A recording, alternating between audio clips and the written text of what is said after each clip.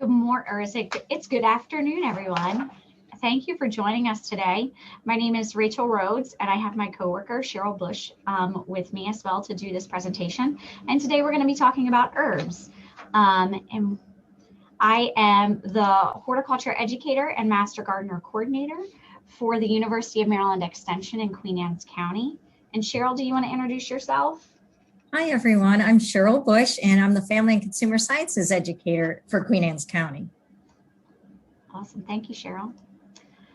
So we'd like to show this slide or this poster to remind everyone that the University of Maryland Extension programs and activities are available to all without regard to race, color, sex, gender identity or expression, sexual orientation, marital status, age, national origin, political affiliation, physical or mental disability, religion, protected veteran status, genetic information, personal appearance, or any other legally protected class.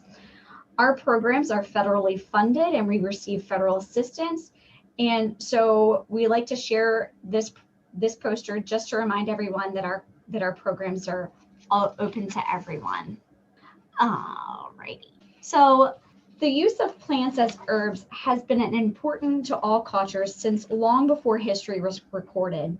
Hundreds of tribal cultures have used wild and cultivated herbs for medicinal and food purposes for thousands of years. Herbs are mentioned in Genesis, the first chapter of the Bible, and throughout its text. This study of herbs is well documented through many of our civilizations and was developed for the knowledge and use of herbs. Evidence of early herb gardens dates to Europe in the Middle Ages as well. Egyptian schools of herbalists have existed since about 3000 BC. Scholars were interested in using herbs as medicine, cosmetics, cooking, history, and folklore. No monastery would have been complete without a medicinal plant garden or a farm. The plants and herbs they grew were used to treat their patients, and much of the information about herbal medicine and related medicinal substances came from a Greek physician and pharmacologist and botanist, D. Sorides, and his guide was read for more than 15,000 years. In addition to having herbs for medicinal purposes, herbs were given for many symbolic reasons, such as borage was given for those that needed courage, while rosemary was given to others for remembrance. In the past, herbs were only available during the warm months of the growing season, and at other times, consumers had to purchase dried herbs. Today, the business of producing fresh herbs for consumption has been one of the fastest growing industries in agriculture. The United States alone produces about 2 billion pounds of herbs and spices per year. So today I'm going to talk about common annual and perennial herbs, and then Cheryl is going to talk about how to incorporate these herbs into your cooking. Light, temperature, soil, water, and nutrients are indispensable for growing herbs. The environment in which the plant is cultivated plays an important role that influences the chemicals that give herbs their aromatic characteristics and flavor. This is hardly revolutionary to gardeners. We've known this for decades, that certain vegetables benefit from a light frost. With cold comes a change in a plant's metabolism that turns starches to sugars, like when we grow carrots and they're sweeter after that first frost. And we can see this with herbs as well. So the first section of herbs I'm going to talk about are those that are classified as annuals. And an annual plant is something that must be planted yearly. And some perennials in some states can be raised indoor throughout the year. But in our area, some herbs that are classified as perennials are typically annuals. So this is one of my favorite herbs to grow. Basil is a member of the mint family, or Laminaceae as we call it. And this is an annual herb grown for its flavorful leaves. Like most herbs, the leaves are best enjoyed fresh. The bright color can also The bright flavors can also be dried or frozen for winter use. Basil is likely native to India, but is widely grown as a kitchen herb. There are over 1,600 160 cultivars of basil, and they are delicious and fragrant, and many add an ornamental value to the garden. Basil is best grown in a location that gets about 6 to 8 hours of full sun. It can do okay in partial sun, but you need to make sure that it is in well-drained soil. It loves to be in a container or a raised bed because these allow for better drainage. And when you think about growing your herbs, you want to actually think about where it came from. So right plant for the right place. Since basil was grown in India, it kind of likes to have that hot, dry sun. Although if it's getting more than 8 hours of sunlight, it can kind of scorch the leaves a little bit. Some of my favorite types of basil to grow are sweet basil and sweet Thai basil. And basil is it's easy to freeze for the winter, and Cheryl will talk about that a little bit as well. So dill is another herb that I grow religiously in my garden. It's actually a biennial herb, so it will leaf out the first year, and then the second year is actually supposed to be when it goes to flower and seed. But in Maryland on the Eastern Shore, it's grown as an annual. It is native to southern Russia, West Africa, and the Mediterranean. And it's also in the family that includes cumin and parsley. Dill seeds are used as a spice for pickling and adding flavors to stews and roasts. I use dill for pickling. I do a huge batch of spicy jalapeno pickles every year, and I always use it in my chicken broth.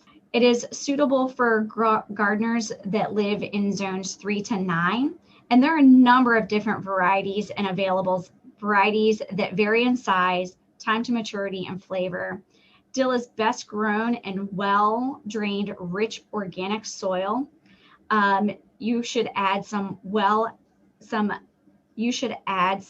aged compost to the planting bed in advance of planting, and it prefers to be in soil that reach about a pH of 5.5 to 6.7. So that's pretty typical for Eastern Shore soils. It loves to be in full sun. It will tolerate light shade, but it will not get as big and bushy. There aren't as many varieties of dill as there are in basil, but the notable types are bouquet, mammoth. Mammoth grows to about 5 foot tall, so you need to have the space for it. Fernleaf is a dwarf variety. It only gets about 18 inches tall, so that's one that's really good for containers or flower arrangements. And then there's also Duquette, which is another great variety of dill that will go good in a container. Dill is a great companion plant. It actually repels tomato hornworms, and cabbage moths. So you can plant this next to your tomato plants or your cabbage plants in the spring or fall. The aroma of dill is also said to repel aphids and spider mites. Pollinators love the dill flower, and I can't tell you how many bees and butterflies I have all over my dill in the summer. It is a host plant for the black swallowtail, and I just have this really cool picture of swallowtail caterpillars on my dill. My sons and I go out every year when we have our garden and do a black light caterpillar hunt at night. And you can buy a handheld black light off of the internet, or you can actually find some YouTube directions to convert your actual cell phone into a black light.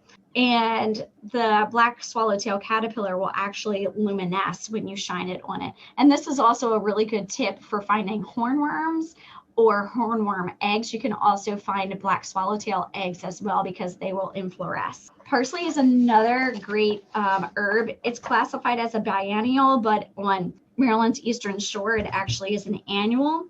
It is also native to the Mediterranean. So it likes that hot, dry weather. Parsley leaves were used by ancient Greeks and Romans as flavoring to garnish food. And hey, that's what we use it for here today too.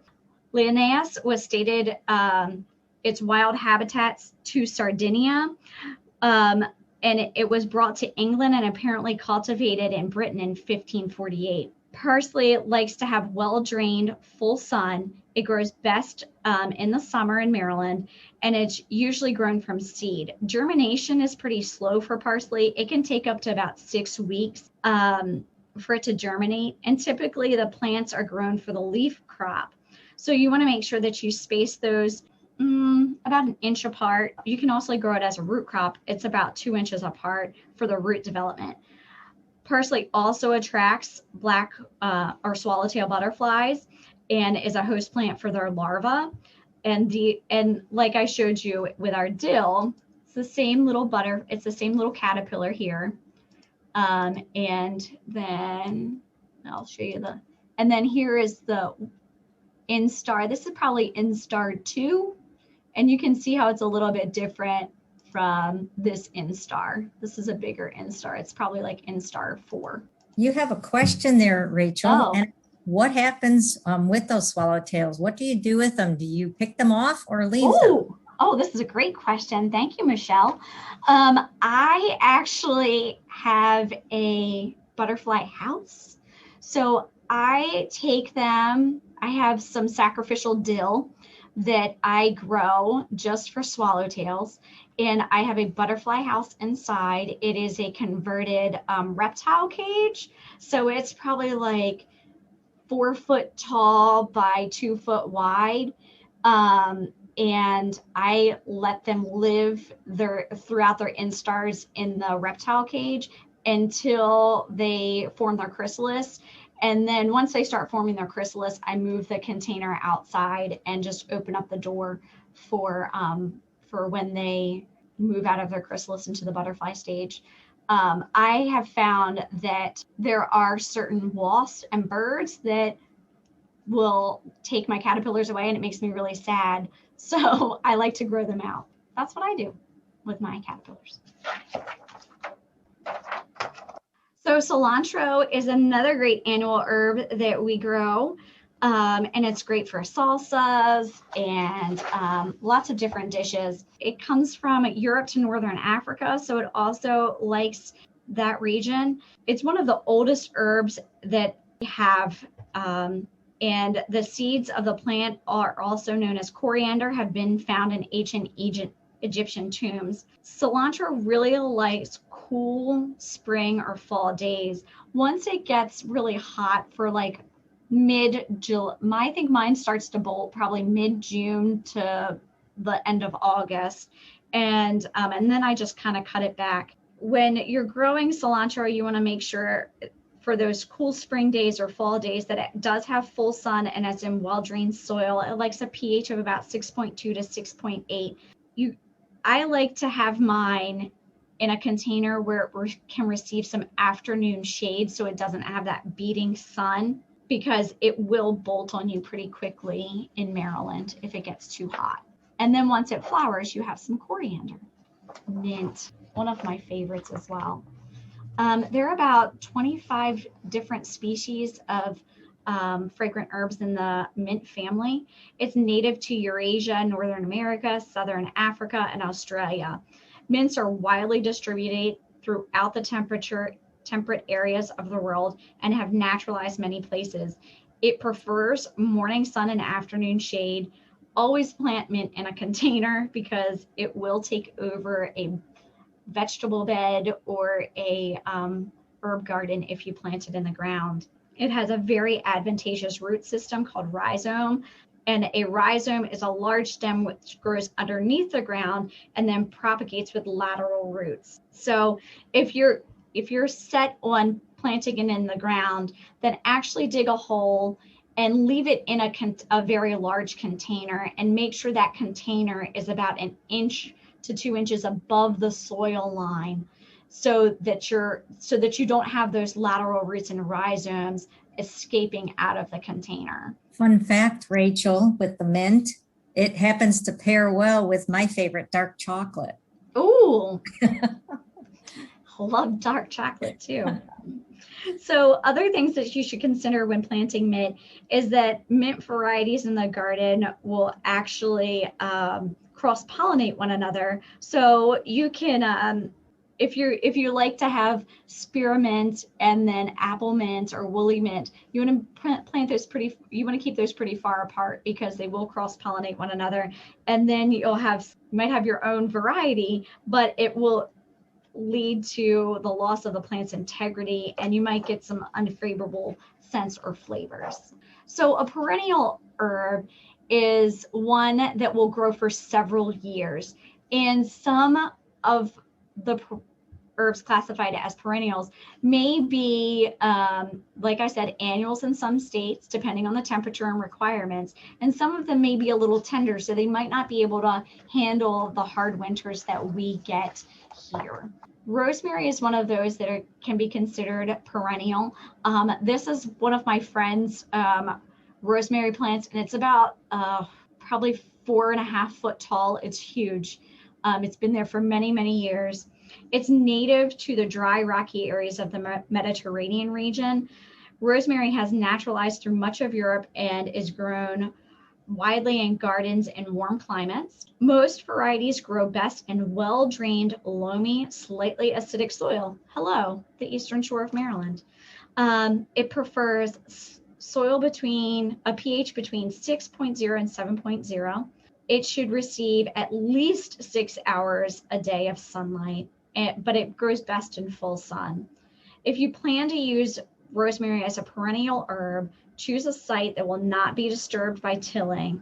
On the Eastern Shore, I would pick the south or southeast side of your property and in something that's a little protected, like next to a garden shed or your garage or the side of your house. Rosemary can be grown as an annual as well. That means it completes its life cycle in a year, or perennial, which usually completes its life cycle in 3 or more years. In herb gardens, it's usually planted along with thyme, oregano, and sage.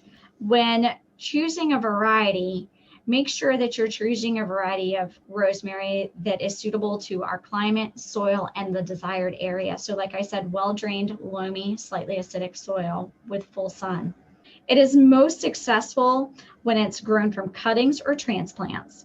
Although seed is readily available, it's usually inexpensive, but the germination rate for rosemary is only about 15%. So if you think about, the cost of starting your seed and then all the supplies that go into it, spending, $4 on a transplant might weigh out in cost. It does well if it's grown in pots or containers as well, if you don't have the space for putting it in the ground. I have my rosemary in a container and it's been there for about 2 years. It's doing really well. I just make sure that I provide some winter protection for the plant. So I put it up on the side of our house, the container up the side of our house on the south side, where I know it's not going to get a lot of cold northeastern wind. One thing about our Mediterranean herbs, such as rosemary, is that it's especially susceptible to root rot if it's overwatered. So you really want to make sure that you're not overly watering your container if you have it in a container or in a flower bed or herb bed, that you don't have the drip irrigation right up to it, because it can cause some problems with root rot.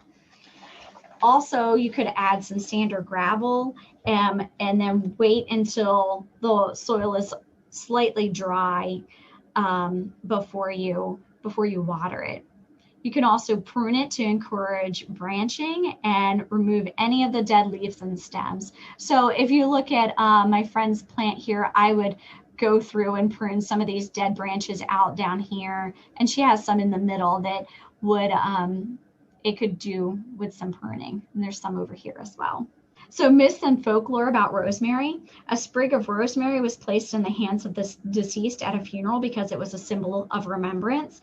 And brides often wore rosemary in their weddings to symbolize happiness and loyalty and love. Legend has it that rosemary was originally had white flowers, which changed to blue when the Virgin Mary placed her cloak upon it while resting during her flight to Egypt. Ooh. Oregano is an aromatic perennial herb in the mint family. It's known for its flavorful dried leaves and for its flowering tops. It's native to the hills of the Mediterranean as well. And it's grown in countries as well, it's grown in Western Asia and is naturalized in parts of Mexico and the United States. It's grown from seed, cutting, or transplants. Oregano loves to grow in full sun, so ensure that your placement has strong sun for strong flavor. Some folks plant a later season. You can plant it in the later season of our warm season to assure that it has the warm weather that we need. So you can take a container of rosemary or transplant and plant it like mid-June, just to make sure that it has the warm weather that it loves. And Rachel, I think there's a question in the chat about container. What is a food safe container, or should we be concerned about that when planting? What's the recommendation for safe growing food safe containers? Most of our containers that we use, like a potted container that you're getting at a garden center, should be a food safe container. Okay, great. Okay. And also, best time to prune the rosemary. I would be pruning it right now. And that's not a hard chop back either. That's just pruning select branches that don't look as well. Okay, and then we have beetles on our oregano leaves. Oh, I'd have to see them to know it. And I'm sure that you could send us some pictures. It might be flea beetles, but like I said, we'd have to see a picture. So oregano actually is a really great companion plant to put in with beans and broccoli, because it will repel insects with beans and broccoli. And just like our other Mediterranean herbs, oregano is very susceptible to root and stem rots, and that's common from overwatering. So you really want to make sure that you're feeling the soil around the plant to make sure it's dry before you water it. So thyme is a pungent herb in the mint family, and it's known for its aroma and flavor of its dried leaves. Thyme is native to Eurasia and is cultivated throughout the world. Thyme is one of those plants that will do well in a container or in the ground as well. When picking a variety of thyme, the world is your oyster. There are over 300 varieties of thyme. And most thyme varieties are hardy from the USDA zones 5 to 9, but they tend to dislike hot, humid summers or overly wet conditions. And we know from the past few years it's been hot, humid, and overly wet. Also, most varieties of thyme prefer full sun and well-drained soil. With a little research, even with the adverse conditions that we've had over the last few years, there are sure to be various types of thyme plants that are suitable for your growing area. Many of the thyme varieties have a lovely spreading habit, and they will look wonderful. They have a creeping thyme that you can plant in between your pavers or stones in the patio or walkway. They also like to grow along rock walls. That would be another great addition. Others have more of an upright pattern and do well in standalone species in garden pots or directly in your herb garden. Either alone or mixed with other plants, thyme is a great plant. Best time for, I'm sorry, there's thyme. So Eric's, okay, we have a question on the best time to plant thyme. I would wait until like mid-May for our area, after the frost temperature, after the frost zone, until it's established. My thyme is in a container. I've had it for about 5 years. It's doing really well. Every year I break off more pieces and put some root grow on the bottom of it and transplant it into other areas in other containers. And then Eric said some of his containers have no drain holes. Make sure your containers have drain holes. So you can take a drill and drill some holes in the bottom. Okay, so you wanted suggestions for varieties. I'm sorry about that, Marina. regular Thymus vulgaris, that's the herb that's the thyme variety that you're going to find most commonly in our area. And pollinators love thyme. They love those little tiny white flowers when they pop out. You'll find it covered with little tiny bees and insects in the summer. This is one of my favorite perennial herbs. Have I said that about every herb? I kind of feel like I have. And I love chives for their flowers. I have had this plant in my garden for about 7 years. It overwinters wonderfully. Even with we've had this winter on the eastern shore of Maryland, I think we had like 35 days of below freezing, and this plant is doing wonderful right now. So like Haley said, most of these herbs are from the Mediterranean area, so they love that well-drained soil. And they love it well-drained, they love it hot, and they like it dry. So it's perfect for here. So chives originally was found in Asia and Europe and has been used for centuries, but probably not cultivated until the Middle Ages in Europe. Chives are related to the lily family, and onions, garlic, and leeks are also a member of this family. Chives are a cool season crop. They're cold tolerant perennials and are best planted in early spring for a late spring and early summer harvest. Their flowers are also edible.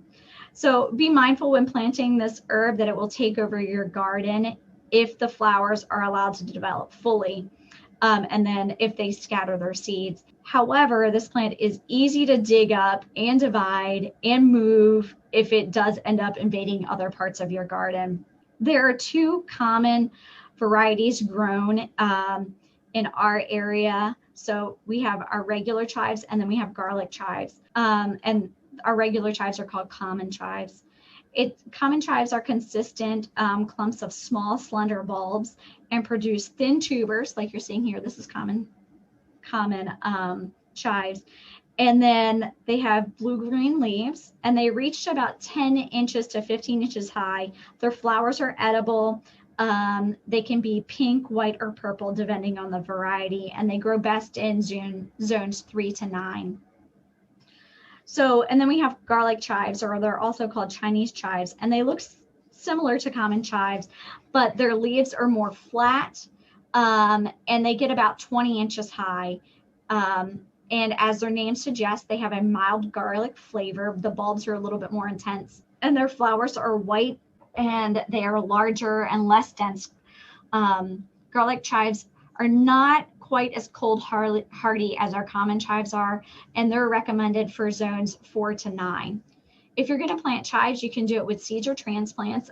Mine were started as transplants, and they grow best in full sun. They will tolerate light shade, but they prefer that full sun, and their soil needs to be moist, fertile, rich, and well drained.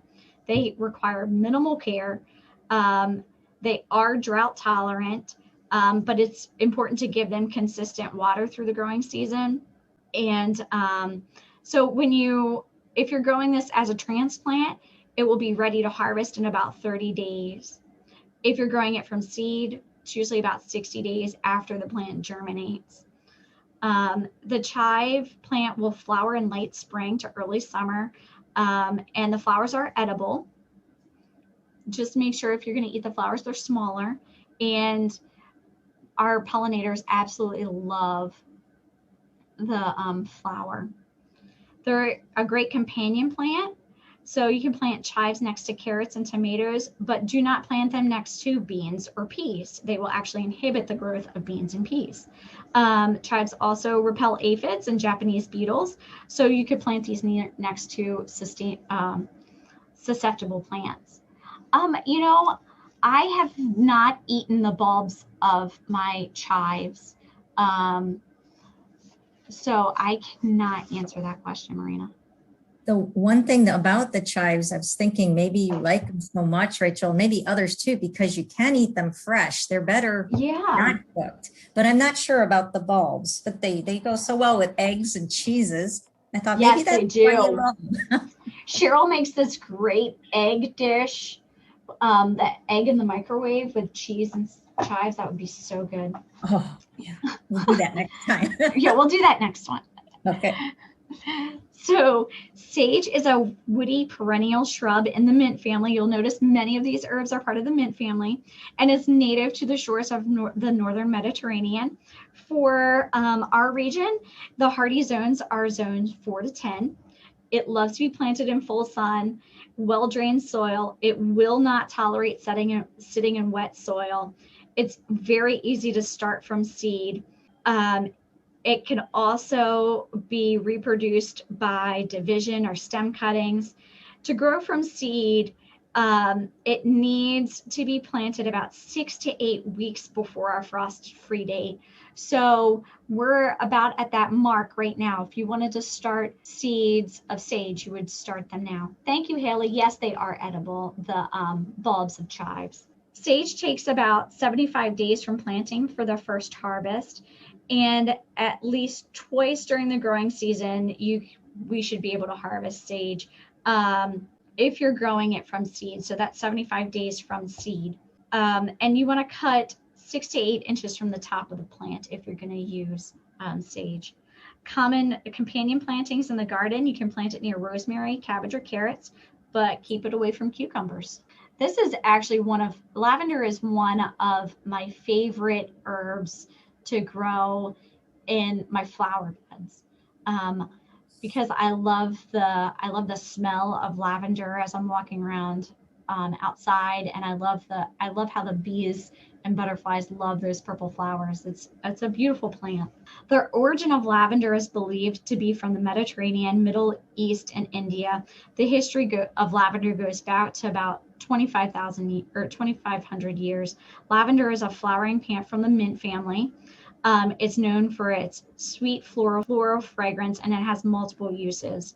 There are many varieties of lavender, so it can be kind of confusing to gardeners which one is for the best area. So there are 3 primary species of lavender that grow wildly for our area. You can get English lavender, the French hybrid lavender, or Spanish lavender. Lavender requires 2 things: full sun and extremely well-drained soil. So if you have even a hint of hard soil or heavy soil, you do not want to plant lavender in the ground. You want to do it in a container or raised bed. So I'm going to talk about the English lavender. It is a little bit hardier than the French varieties, but it is less cold tolerant. It tends to grow more short and stocky, so it can grow up to about 2 foot tall. It's fragrant. It's got that traditional lavender scent that we know so well. It has the deep purple to blue flower, and the foliage is more of an evergreen to silver. So this is the English lavender that you see here. So it will also maintain that dark purple flower when it's dried. It has a short bloom time from spring to early midsummer. To prune it, you want to cut some of the woody twigs using a hand scythe, and you want to cut those during the end of the summer. It's generally the English lavender is used for culinary uses, the buds and the stems. It can also be used as dried bundles, in bouquets, or floral arrangements. So our French variety is a cold hardy variety, which can grow very well in the winter here. But you want to avoid putting it in an area that, like a northeast area, that will get too much wind. It will not be protected there. It's a very tall, elegant plant. It stands to about 3 foot tall. French lavender has more of a commercially recognized scent, and most of French lavender has more of a pale purple color to it. The blooms for French lavender are much longer than the English variety, from spring to the end of summer into early fall here in Maryland. And French lavender is mostly used for oils, essential oils, and in soaps. So if you're going to grow French lavender, you want to make sure that you're growing it for that variety, not for cooking. Spanish lavender plants give you the same aroma as our other lavender plants in the English variety, but they're more adapted to hot environments. So you would probably see there's more where Haley had her, Haley was in Florida. So that's all the herbs I have to talk about. And I just wanted to show you a picture of my cat with my herbs because it's great, easy. It's really nice and easy to plant herbs in your house. And look, they're safe for your kitty cats. That's a beautiful kitty. And it does I look know, like I love it. guarding your pot. You had just a couple questions before we Okay, go let me see. on the lavender itself too. Sage tea. So mixing sand with potting soil for lavender? Okay, so I have, how do you determine when to prune lavender in the spring, especially when it moves? So I would not prune my lavender now. I would prune it after it flowers, in the late spring, early summer, after it's done flowering. Yep, and I agree with Haley. You could try sand and perlite to mix because it really helps and aerates the soil. Robin, I have not grown borage. But I have a great book that I can put in the chat that has borage in it if you want to try growing it. I love how you started off this with history too with that borage, because possibly it gave people strength since it helped to cure some symptoms of arthritis. Yeah. Looking up some of that history. So maybe that is why it's been used for so long. So the book that I use regularly to find out different information about our various herbs is called The Big Book of Herbs. It's a comprehensive reference to herbs, flavor, and fragrance. It was written by Dr. Arthur Tucker. It's really hard to find. You can find it on a variety of different sites. I don't think it's on Amazon, unfortunately, but I have been able to get copies off of eBay and then some other book websites. It ranges in cost from $5 to $50, but it's a really big book. It's probably about 700 pages, and it's a comprehensive guide of our herbs. It's a wonderful, wonderful reference book. If you're interested, I'm going to put the name in the site. And Eric, I have not grown Marantium. I'm sorry, we only have a certain amount of time, and I had to pick some of the most popular ones. It is easy to grow from seed, Marantium, but we've grown it for our plant sale here, and it's a really easy one to start from seed. You just want to make sure that you're starting them 6 to 8 weeks before our frost date. And it's really close, the marjoram, to oregano. So yes, it is. Talking about with oregano might really apply. Yeah. And then I'm gonna be the clicker for Cheryl. So I'm gonna let you get started, Cheryl. Great. Thank you, Rachel. And thinking about all of this that we've learned from Rachel about the herbs and spices, let's really dive into cooking with them now. There's a difference between the herbs and spices. The similarity is that both are from plants and both are used in very small amounts to add flavor to foods. But the herbs are the leaves of low-growing shrubs, and the spices are really from the plant parts. So they come from the root, the bark, the bud, fruit, berries, flowers, seeds. And while you're here looking at this slide, if you can guess, because many of you are probably very much experts on this, just throw in the chat your ideas of what those are that are pictured there. The leaf, the fruit, berry, or flower, that bark, that seed, that root. And just as an aside, flavorings are extracts of herbs, spices, or non-botanical products, and they're used for savory purposes, but they don't contain any of the plant parts. So let me look here in the chat, and I'm seeing cilantro, correct? And those fruit berry peppers are definitely green and black. Red peppers. Everyone knows that cinnamon bark. We have the coriander seed that Rachel mentioned is with the same as the cilantro. It's the seed from the cilantro. And of course, the last one, the ginger root. You guys are great. You got it right away. The one thing that's nice about those two is that when you are being creative in the kitchen, you can make some herb blends. So you can take the seasoning blends made from mixing your herbs and spices. You can just get creative with that as you go. So cooking with herbs and spices, culinary herbs really add flavor, freshness, aroma, and color to make a dish more appealing. Think of adding, turmeric, that yellow gold when it's added to rice. Or last night, I just felt like making a light milk drink. So I had a skim milk, little half and half, a little of the newer sweetener allulose. And then I threw some turmeric in there for that anti-inflammatory property, and just a little cinnamon. Oh, it was just sweet, nice, didn't even have to be warm. But something like that really adds a lot of color, adding the turmeric. Herbs and spices can encourage healthier eating practices because we're adding these bursts of flavor, and then you're reducing the need for salt and unhealthy fats and sugars. So I like to think of Italian dishes that have the garlic and the basil, tarragon, that just really explode those dishes with flavor and not having to have a lot of extra salt. Herbs contain small amounts of phytonutrients, and phyto means leaf in Greek. They also provide antioxidants. Researchers are really studying that mechanism of how herbs and spices may help in the role, of cancer, like allspice, and how turmeric can help with inflammation. And, we know that when you drink ginger ale or take a little ginger tea, that can usually help with digestion. Lots more to research on that.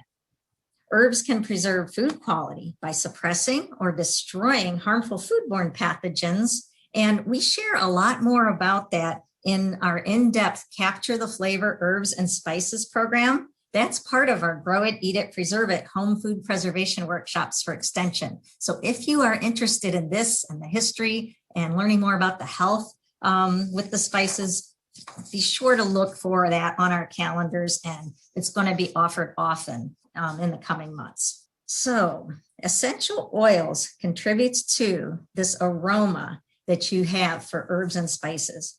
Dried spices are about 5 to 15% essential oil by weight, and dried and fresh herbs are only 1% essential oil by weight. So those fresh herbs that have that higher water content than dry herbs also have, much more aroma. When you increase the temperature, as it's showing here with the arrows, you're increasing those volatiles and emitting, really pleasant aromas. When you increase surface area, you see there a mortar and pestle. But when you increase surface area, you're going to increase that aroma as well. So imagine all the exposed area of ground rosemary versus the rosemary that we talked about, that, that sharp needle, that woody plant. Versus that, that and using it with a food processor. When you think of the food processor and incorporating more air, cutting through that herb, that's going to also increase volatiles or increase aroma. Drying also is a process that enhances flavor. It extends the shelf life. Most dried herbs and spices are actually more soluble in oil than water. And oils really bring out those aromas more than water. Just think of, a dish of olive oil on your table, but it has a sprig of rosemary and some peppercorns, and then that crusty homemade bread. That is known by the chefs that if you toast the spices or toast those spices in oils, it's going to help develop those flavors of the herbs and spices. So we have a couple of slides on cooking tips. The first one here, really add in small amounts. We know that peppers and chilies really become more intense during cooking. And if you're doubling a recipe, only increase the herbs by 1 to 1.5 times, again, because of their enhanced flavors and aromas. Now, the third point, when to add the herbs and spices in the cooking, I was always a little unsure of this during cooking too. And so in doing the research, I know now much more about adding fresh herbs that have a more subtle taste, really in a shorter cooking time, really at the end of your cooking. So these would be herbs like basil and chives, parsley, chervil, just 1 to 2 minutes before serving. You'd want to add those. You're really not actually cooking those. Now you add the less delicate herbs such as rosemary, thyme, and dill seed the last 20 minutes of cooking. The dried herbs themselves too, like a dried rosemary, are best for a longer cooking time because they're really releasing their flavors slowly. So you can add the dry herbs at the beginning of the cooking process. Our next slide on cooking tips, grinding, crushing, chopping. So the warmer that the herbs and spices get, the more likely that they're going to release those good smells. And other liquids that are used to extract flavors are alcohols and vinegars and sugar syrups. You want to really think lower water content. Again, they dissolve the aroma volatiles better than water, just like we were saying the oil does. And I mentioned that using a food processor versus the mortar and pestle, which does more of a crushing and grinding, the food processor will incorporate more air and it will crush it. It will incorporate more air and cut through that, providing more aeration. And so that will release more of those aromas. Now, sharp knives are a problem that you need to have the sharp knives. A dull knife can cause premature discoloration, such as when you try to cut through basil, right? And you get that very dark color immediately if you have a dull knife. It acts more like it's crushing the herb and turning it dark. A sharp knife will reduce discoloration and maintain a fresher flavor. So I have a quick little demonstration for that. If we can stop the PowerPoint sharing, and I'll share mine. Okay.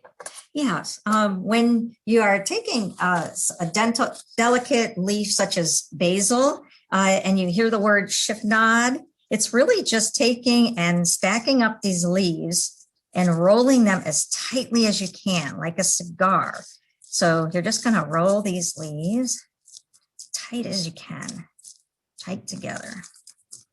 And then you're taking a sharp knife and just basically coming right across. And the less that you can push through that, the better, because as you can see, they get dark right away. But you're really releasing so much by just pulling apart those leaves. And because you've put them together, you've actually made that really quick cut. So that's chiffonade, and you can practice that technique. And the other that I wanted to point out to you is that I have dried some thyme, okay? And I just took that paper bag, put some holes in it. I tie that up, actually in my laundry room where it just gets such a drying effect so quickly. So I'm taking this thyme. I want to have my little one help me. And a great way to get kids in the kitchen is to have them do some of these simple things. Now, we could easily, right, take and just strip the thyme leaves. But if you take what's called a leaf stripper, and they're available at any type of kitchen store, they have different varying size holes, and you're basically just pulling that through. And then the thyme here, the leaves are just falling right into the cup. And that is something that if a child were to help you with that, they might feel like, wow, I'm really helping mom. And then they can contribute to your dish. So leaf strippers are really fun and an engaging little tool for the kids. And that's all I wanted to show right there. If we can go back to the PowerPoint. So this next slide is really just showing some equivalents. A tablespoon of chopped fresh herbs equals 1 teaspoon of crumbled dry herbs equals about 1/4 to 1/2 teaspoon of ground dried herbs. The conversions shown here are really estimates. However, when possible, you want to start with a tested recipe blend from a reliable source. And then when you're getting a little bit more, adventurous to the kitchen, you create your own recipe blend. Begin by using 1 or 2 spices or herbs. And you can look up different blend charts that we have, but you really build from there based on your preferences. Like I said, I just kind of created my little drink last night, thinking about what would I like, and I knew that cinnamon would bring out a sweeter taste. So next slide, we would like you to consider, when was the last time you looked at herbs and spices in your pantry or refrigerator? These next few slides will provide some information on how to test if spices and herbs are fresh and still good to use. So first, some storage don'ts. There are really 4 things you need to avoid when you're talking about herbs, spices. Air. Oxygen causes the natural essential oils in the spices to oxidize, and it diminishes their flavor and potency. So you want to store in tightly covered containers. Replace the bottle lids tightly immediately after use. Light. The second one, exposure causes the ingredients, especially the pigmented spices like your red chili powders and your very deep green herbs like basil and parsley, to deteriorate over time. So store in a dark place away from sunlight. Number 3 is heat. Heat can decrease the quality of herbs and spices, so avoid storing herbs and spices near a microwave, a stove, a heating vent, especially those that are out in an open rack. You don't want to add herbs and spices directly from its original container over the stovetop, but I can say that as a busy mom, I honestly have not always followed that when adding some chili powder quickly to an open skillet. But that heat, it really can destroy the quality of that if exposed regularly. And that takes us into that fourth point of moisture. Humidity promotes mold growth, and it can also lead to flavor loss faster. So you want to avoid storing herbs and spices above a dishwasher, near a sink or refrigerator. And really, that best practice is store the herbs and spices in a drawer or cupboard. If space is tight, use tight lids, and try not to just add that over your steaming pots. Here's some storage do's next. After that first use of bulk herbs and spices, which can really help you to save some money, you want to pour them out of the original packaging and choose one of these options to store them to maintain good quality and flavor. So plastic lids are fine. If they have a tight lid, they will work well. Tin is a really good option if you don't have a dark place to store your herbs and spices. That tin is going to prevent light from penetrating through the container. Glass. Amber glass is a good option. If storing your spices out of a cabinet, you'll get that really sturdy glass seal while preventing light from affecting that herb or spice. And then mason jars, or the small jars that you see, are twist or vacuum seal tops. They're a really smart choice because the covers seal tightly and they prevent oxygen from sneaking back in. So some more storage do's. Just like other foods in your pantry, you should check the dates on spices and herbs. They don't spoil and they're not going to make you sick, but they can really lose their flavor. To ensure your spices and herbs are adding flavor to your food, take a few minutes to check their freshness at least once a year. Look at that best by date on the bottle. It's circled here. And you can look on your tin, your package, and just see when that best by date is listed. If you've moved like bulk herbs and spices into a new container, just make sure to write that date on the new container and label what it is too, because sometimes it's difficult, to remember what it is as well as when you put it in that container. And if you can, toss out these stale spices. And here's a fun fact. You might know some people, I think I know some people, that except for black pepper, the McCormick spices in the rectangular tins are at least 25 years old. So unless you have the black pepper, that is still packaged in the tin. But those rectangular tins are 25 years old of the other McCormick spices. Many spice companies don't recommend storing spices in the refrigerator or freezer because that change from cold or freezing temperatures to room temperature can cause that condensation and mold to develop that we said really doesn't do well for your spices. But there's a few exceptions. Paprika and chili powder and red pepper can be stored in the refrigerator, so that helps to retain their color, especially during the hot, humid summer months. You can safely store fresh herbs at room, refrigerator, and freezer temperatures. So we have some pictures here to discuss that a little bit further, and many of you have probably done this. One way is at room, as you can see in the pictures there, trim the base of the stems with a sharp knife or scissors. You store it in water in a jar that's filled about halfway. And you can see that it looks like baby food jar, maybe a mayonnaise jar, just washed out well, and you can store them right in the jar. Then you cover that jar with plastic wrap and secure it with a rubber band. They really look pretty on the counter, even stored that way.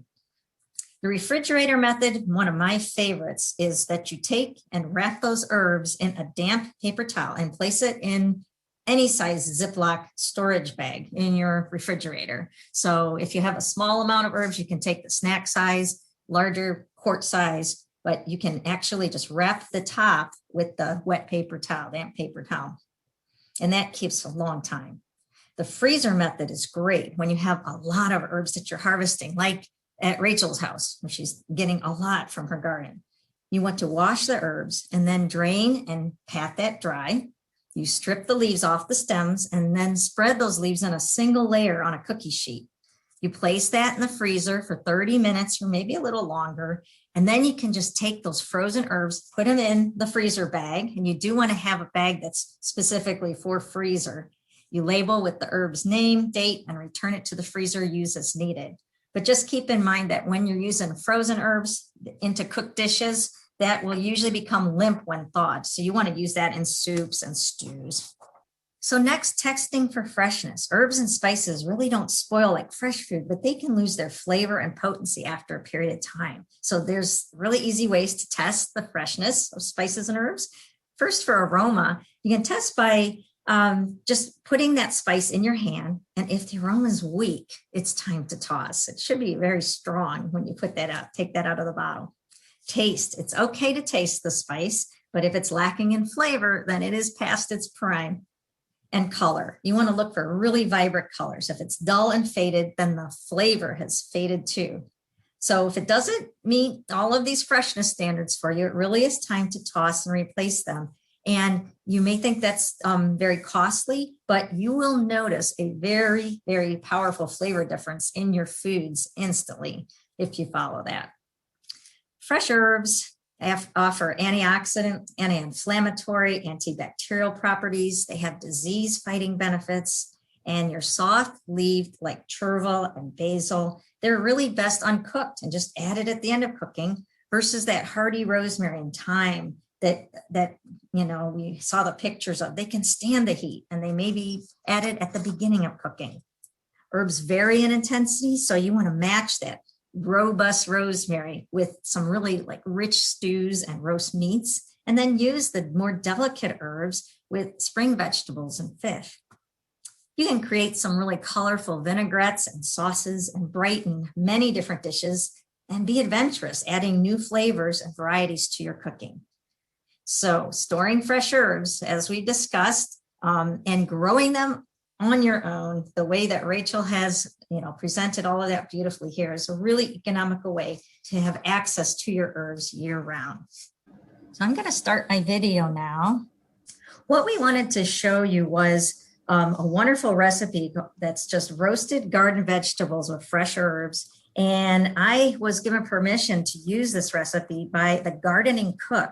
That's Carol Speak. She graciously offered the photos and she offered the recipe that we could use. And what I wanted to start out first is just showing you the ingredients of this. And basically it's 10 baby potatoes. So I have done some pre-cutting. I'm going to cut a little bit more that's in that container. And I really use the mini potatoes. So that's why there's looks like a little bit more than 10, because these are really tiny baby potatoes, but I love working with those. And then a large onion, which I've also taken the liberty to cut through a lot of that and have just a little bit more to chop. Okay, and I'm going to keep those in chunks. We have zucchini, green zucchini and the yellow zucchini. And then we're going to be adding some garlic, just minced, and some parsley. We have oregano and thyme and rosemary. So I will take that and put that off to the side here. And start in on chopping some of these up. I have washed my hands right while Rachel was doing her presentation. And so what we can do is to basically go over and we pretend here we would turn on the oven and start preheating that at about 350 degrees. I am preparing a pan that is just basically jelly roll pan, but I put some nice foil on it. And I'm going to take and spray my pan slightly with a little bit of spray. I know that I'm going to be adding some oil, but that will really help it from sticking.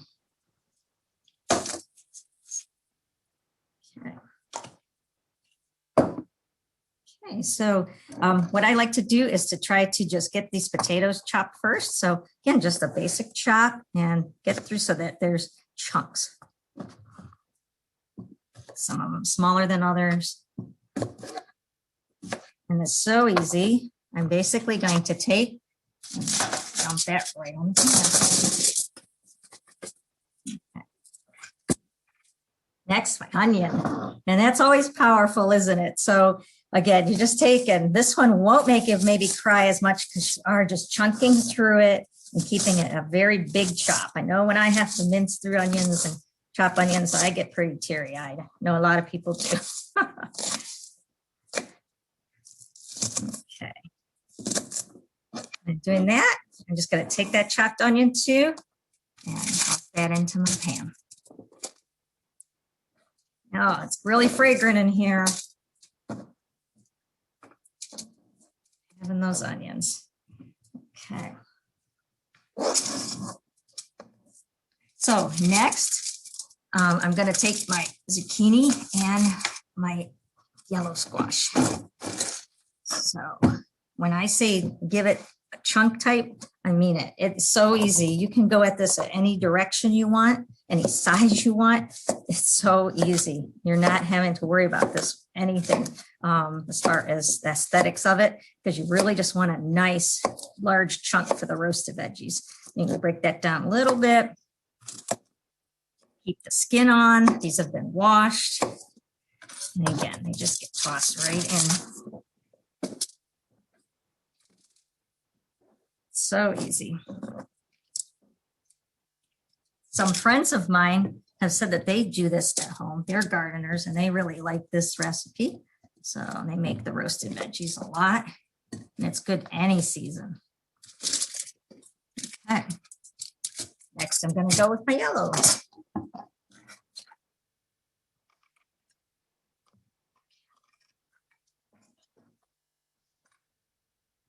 Just big chunks right through, and keeping the seeds, everything, seed skin.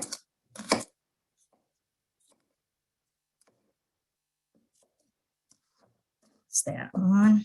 I'm going to add in those that I had sort of pre-cut just to keep moving the demo along. Thank you. Okay. Now comes the best part for me. I love the herbs and I love all the fragrance of garlic. So garlic goes on to this, and it's really not that much. You're just using 2 cloves of garlic diced. So I took the liberty of dicing that garlic. Just using the fresh cloves that I love to do. Again, if you're using that fresh clove and you get that skin off, a really nice way to make sure that you release those flavors is just to take that handle of your knife and push on down through it, so that when you go to dice that, first of all, it makes it a little bit easier to dice right through, and it's really emitting a lot of those good garlic smells.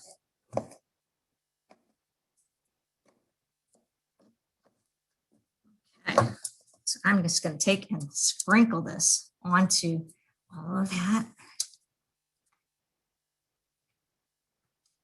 And we're giving this demo again tonight at 7 to reach others. So I'm going to just use a portion of what I have prepared here. But as you can see, this is going to make a really nice amount. My next piece de resistance is using all of these beautiful herbs that have been chopped. So I have that thyme, which is what our whole program is about today, right?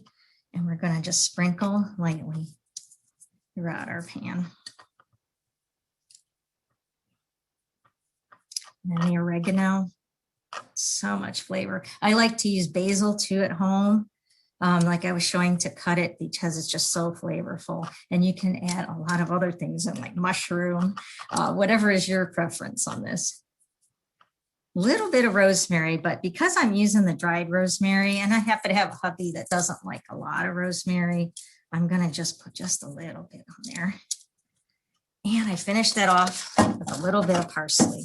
So in chopping the parsley, again, you want to just cut through lightly, not bruise it too much. A lot of people can also tear through it. So now if you have the little ones helping you, again, that's a great time to have them help you. Just toss that on. Frugal and get it all on there. So this is what you're looking at as far as your beautiful platter. Not much that you have to do to this too. I think I've missed a potato there. But you can finish it all off with a beautiful like wild rosemary infused olive oil. And that just really helps bring out that rosemary flavor. Now it says to do about 2 tablespoons. So I will measure in this case, but for me, I really just like to drizzle, you know, right from the bottle. So that takes it down, and I have about 1 on, and then that second one here. Just adds so much flavor. So that goes into the oven, and it's only about 45 minutes to maybe about 55. You just have to kind of look at that. And I only slightly moved mine around yesterday when I prepared this for you. And it was just about 45 minutes, 50 minutes. And I only moved that with a wooden spoon like once. And here is the magic of having everything instant. Here's how this is going to look when it's all roasted. 350 degrees for about 50 minutes. So, oh, it smells good. I wish I could share it with you right through there. Thank you, though. Are there any questions? I'm just hoping this is our lunch today. Yeah, well, it sure can be. Rachel over here. I'm sorry we can't share. Thanks for throwing in the link to the recipe that I'm using. Oh, no problem. Carol speak. No problem, no problem. Okay, do you want me to pull the presentation back up? That would be great. And I don't use that much salt. Thanks for asking that question. On this, there's no salt. So really the nutritional value of this, there's only about 19 milligrams of sodium, and that's basically from your fresh vegetables, you know, anything that it's pulled up from the soil. Calories are so low, 148 in a cup serving. So you get fiber. That's another added benefit. So no salt. It's really great to work with such pungent spices and not have to add salt. Thank you, Cheryl. Thank you. So some of our gardening resources, if you want to learn more about growing your herbs, is the Home and Garden Information website. We have a few pages on herbs and a page on container gardening. These are good additional resources if you want to grow your own herbs. Our master gardeners also give programs such as the one that Haley's putting on container gardening and growing herbs. You can, if you have any questions about growing herbs over the gardening season, you can always hit that Ask Maryland Garden Experts right here on the Home and Garden Information Center website, or you can send myself an email, or you can always contact the Master Gardener Coordinator or Horticulture Educator in your own county. Do we have any questions? Hey, Rachel, there's one that I saw that filtered in the chat a little bit earlier. Let's see here. It says, I worry about contaminants like heavy metals that could be present in store-bought herbs and ground spices. Is this worry justified? I think that's one of those things that is more,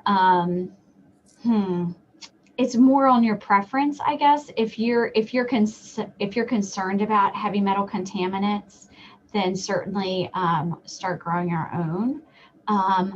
But unless there's some type of FDA recall on heavy metals in our ground spices, then I wouldn't be worried. What do you guys think? I think that you're correct in that, Rachel, in that the spices, you know, are packaged, and many of these headquarters are actually here in our states. So although they are being shipped from all parts of the world, they are tested for their quality.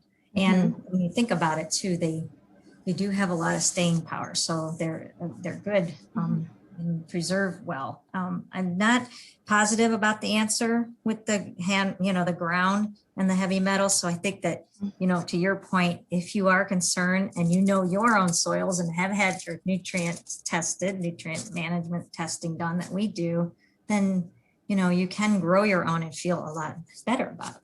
Yeah, and that's really key too. I mean, knowing what you have in your soil, doing some soil tests to make sure that you have the proper amount of nutrients. If you're worried about heavy metals such as lead, there are soil test facilities that will test specifically for lead, and you can go on our Home and Garden Information Center website, and they have a link for soil testing and the soil testing facilities in our Northeast area that will test your soil, and the ones that will test specifically for heavy metals. Yeah, can I just mention, every plant has a different affinity for taking up different elements that could Very be in true. the soil. And so I know that, for instance, I used to work on rice, and heavy metals in rice were a concern because some of the soils that rice is grown in tend to have heavy metals, just depending on where in the country you're growing them or in what country it's coming from. So this is something that I think would be specific to different types of herbs because they're all different species. Very true. Very true. And then we have a question from Lori about putting sand or gravel in the hole before planting rosemary. You can certainly try that. That will definitely help with making sure that you are not holding a bunch of water around the root zone. And then Barbara had a question about fresh bay leaves available versus dry. If you're looking to grow grow bay leaves, I've seen them in local nurseries on the Eastern Shore. I've also been able to find fresh bay leaves at various supermarkets in our area as well. And then Andrea wanted to know if her English lavender will come back this year. It really took lavender really took a hit this winter. Like I said earlier, we had probably about 35 days of below freezing from January into February, and then all that snow that we had as well. I would give it a season and see if it's going to come back. If it's not looking better by, like mid-June, July, then you might have to replace it. But give it some time.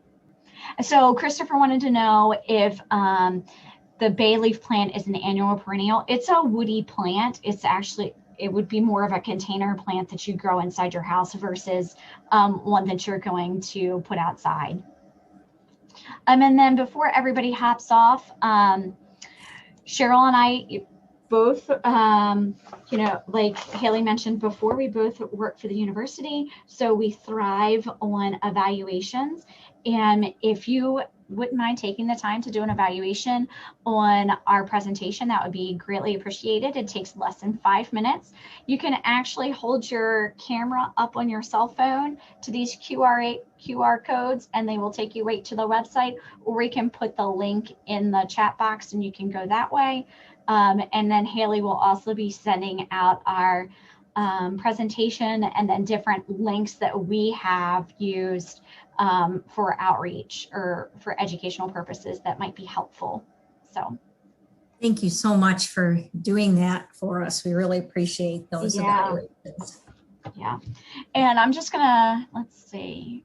And then our last slide has our contact information on here. If you have any questions during the growing season, you can certainly email me, and I'd be more than happy to help you with your herbs. And then if you have any questions about cooking with herbs, you can certainly email Cheryl as well. And we'd be more than happy to help you. And then I just wanted to show everybody my book that I have, my Growing Herbs book. This is the big book of growing herbs. I've had this for 20, I'm going to tell you how old I am, 20 years. And it's a well-used book that I use when I look up a new herb that I want to grow. So this is a great resource. If you can find it online, buy it. So I got a question about herbs and growing chives from seed. Chives can be one of those that take a little bit to germinate. So, and depending how old your seeds are, if you've saved them from year to year, then they can probably take 3 weeks or more to germinate, especially if you don't have a heating mat underneath of them. If you have the resources to purchase a heating mat, I would greatly recommend buying one. Thank you all so much for all of the great comments. It really makes us feel wonderful about what we're bringing to you today, and, you know, blending our two disciplines together. It was so much fun, and I learned so much from Rachel, just being in the same office with her. Okay, and then somebody wanted to, can you guys see me, or is it? Oh, hold up the book once more. Yeah, can you guys see that? It's called The Big Book of Herbs.